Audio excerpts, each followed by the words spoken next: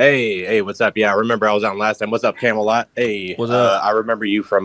Shout out to you, actually. Shout out to you and Nick Ricada because that's where I remember you from. So shout out to Awesome. both of you right Right. now. Yeah, dude.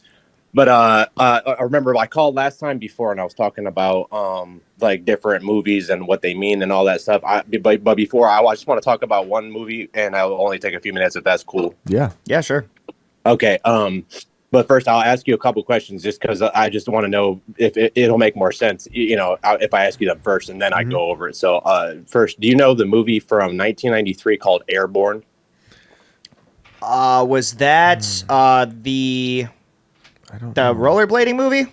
Yes, but the funniest thing about it now after I get through with all this stuff, you guys can anybody in the chat, anybody can call me a psycho or whatever you want to call me, any word, whatever. But it's literally to me, it's not about rollerblading. And if you guys want to know about it, I think I'll give you a quick thing.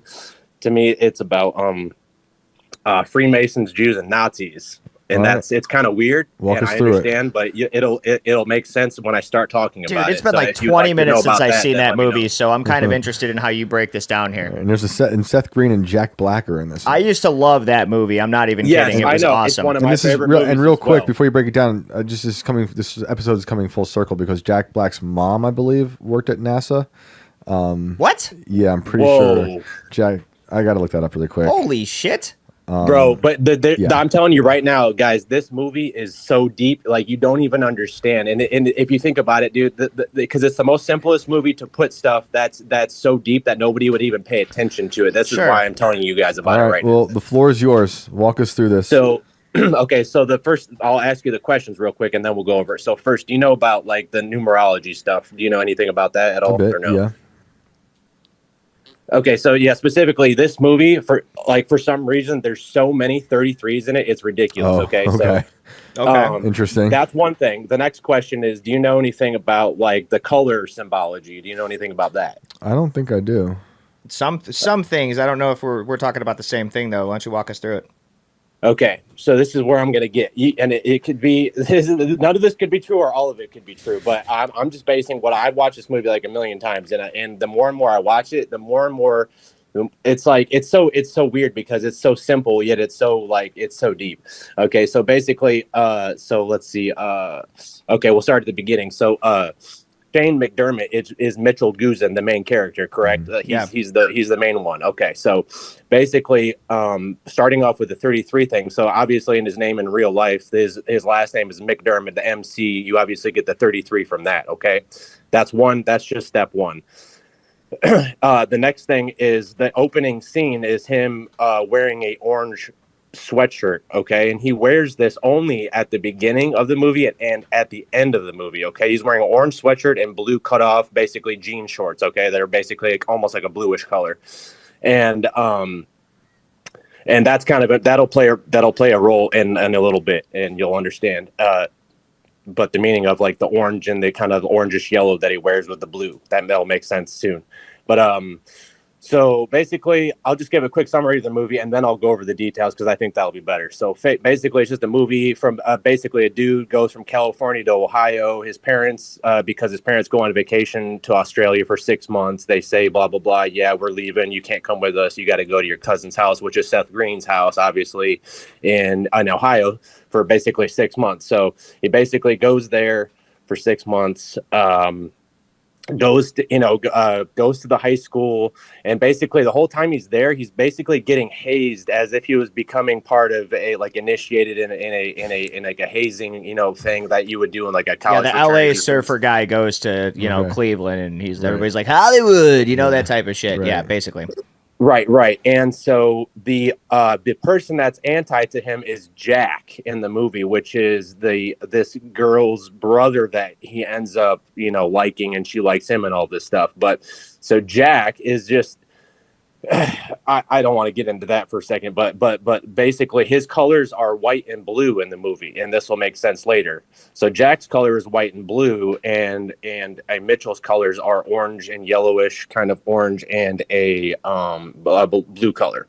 And Jack's name in real life is Chris Conrad. Okay, another CC, another 33. Okay, and they're basically one is like obviously like.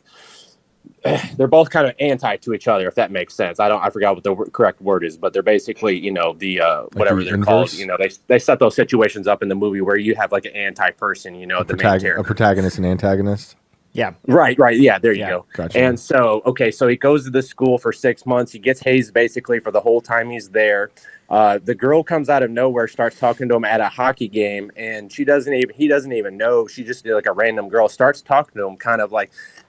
I'll tell you another day why I'm going to add on to this later on another. Yeah, hopefully I can call back another time and bring up something else. But anyway, so there's a girl that comes out of nowhere, start talking about a hockey game. He later finds out after a date that Jack is her brother, and he's super protective and all this stuff. And then the other third guy in the movie is the prep guy, which is like blonde hair, blue eyed. And he's like the prep guy that Jack is already enemies with before Mitchell even gets there, okay? Mm-hmm. And his colors end up being at the end of the movie black, yellow, and red, okay? And this is important too. And all of their three colors, orange, blue, white, blue, and black, yellow, and red, they all have like their symbolic colors, all three of them, because they're the main characters, okay? This is kind of important. And to me, but I'll go back just a little bit towards the middle of the movie, basically. So the whole time that they're hazing him, they don't really accept him, and they only accept him when in the middle of the movie when they go to the second street hockey thing, and basically they're all trying to get him to like basically fight all the time, and he never wants to fight, right? And the one thing that he does is what does he do? He goes over and he drops the guy's pants in front of everybody, like the most gayest thing you could do, right? Gay.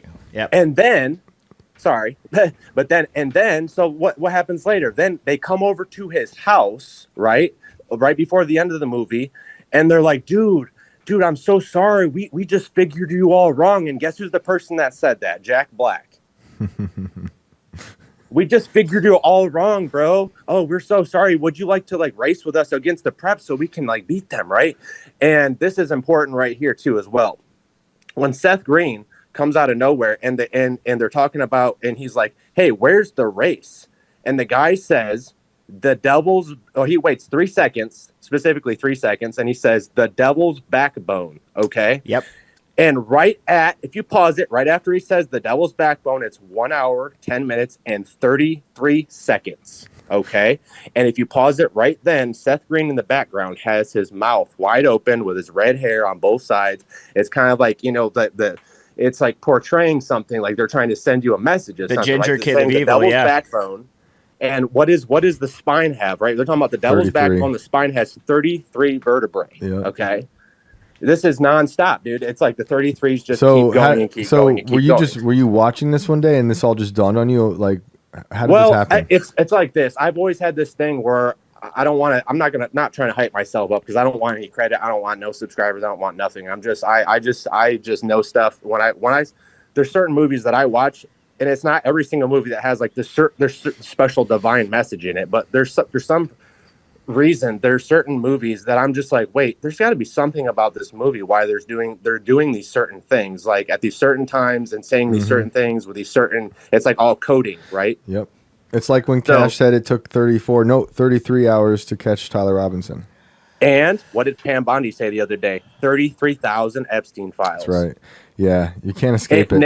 It literally never ends. But I'll get to the end real quick and wrap this up. So basically, right before the race, they go down, or they're at the top of the hill, and I'll explain the colors and just right at the end, I'll explain the colors, and this will make sense, sort of. And I don't really have a full ending to this because I want to talk about it on another day where I can finish it, but it's like, it gets really weird. So at the top of the hill, right before the race, Blaine, which is the guy dressed in black, yellow, and red, he says, guess what, guys? The rules are, there are no rules. Anything goes. Okay. And so remember, he's the one with black, yellow, and red that said that. Okay. This is important. When they go down and they get down to the bottom of the hill, when they're basically at the end of the race, the guy in Blaine, black, red, and yellow, tries to take out Mitchell, and he ends up falling over the edge into the water. Okay. Yeah. So he falls over. Then Mitchell, the Jack falls, and he's already laying on the ground, white and blue. Remember? So Mitchell goes and looks at him. He looks at the finish line. He looks back at him. He looks at the finish line. He looks back at him. He goes over to him, puts a hand out as a handshake, like a final friendship deal. Like, yeah, but everything that happened, I got with your sister, blah blah blah. But that's patched this up, and also. It'll make sense in a minute what I'm going to say about what these colors mean about the countries that I'm going to talk about in just a second. But basically, so he puts his hand out. Jack looks at him. He hesitates. Then he finally grabs his hand. They both finish the race together. That's the end of the movie. But what I think is what they're really saying in this whole movie, talking about all these 33 things, is what they're talking about is about countries. And there's these things that are going on. So basically, in my opinion, Mitchell Guzin, which is his name in the show, MG, which is 33, and in real life his name is Shane McDermott, which he has the MC, and he's also 33. Jack, Chris Conrad. Blaine doesn't have that stuff. There's nothing besides his colors. There's nothing about his name, which I found kind of weird.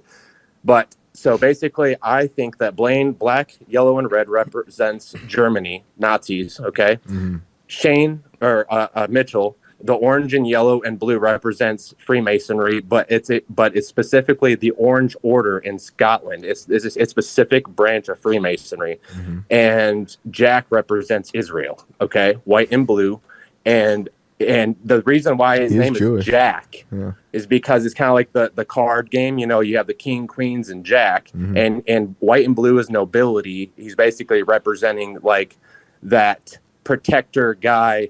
You know what I'm saying? Status. And when Mitchell goes to put the hand out to him, basically, since Blaine, the guy represents Germany and the Nazis, is now overboard. He's no longer in the picture. Now the blonde hair, white guy, Christian, blue-eyed guy is out of the picture. Now it's only Freemasonry in Israel. And Mitchell puts his hand out to give him the handshake, and he finally accepts it as a deal, as a final pact to finish the race together. Because there's some other stuff I'm not going to say, but some don't want in real life, they don't want anyone who's not certain thing to be, around anymore. And there's a pact being made at the end and they finish the race together. And I think that's what this whole entire movie is saying. In a way, it's very strange and it's very weird. And there's a lot of numerology and symbology in it that I don't think anyone else has ever noticed. So I appreciate you guys for letting me talk about it on the show. Of course, historic episode. We prove space was fake and that the puppeteers of the world and how they operate are hidden in code in the movie Airborne, which honestly, I accept this. I thought it was just about fucking rollerblading. That's intense. Nah, dude. Once you start seeing 33 everywhere, it's something. You should look. You should do a video on this, man. You should make the whole thing. You should do a whole breakdown of this. I encourage it. There are other movies I would like to talk about on another day, but I appreciate you guys. I love everything, and I hope that there's more that I could talk about specifically about that movie in way more smaller detail.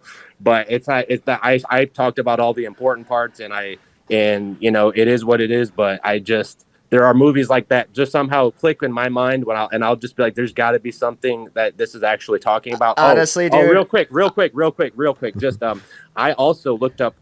Major events, significant events that happened in 1993 was the first World Trade Center bombing. And guess what? The major event that happened was a failed military operation in Somalia.